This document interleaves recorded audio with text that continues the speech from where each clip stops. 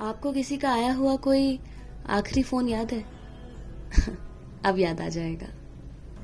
ये गुलजार साहब की एक नज्म है रात पश्मीने की में से।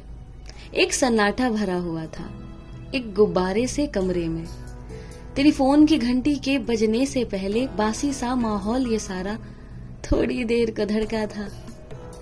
सांस हिली थी, नब्ज चली थी, मायूसी की झिल्ली आंखों से उतरी कुछ लम्हों के लिए।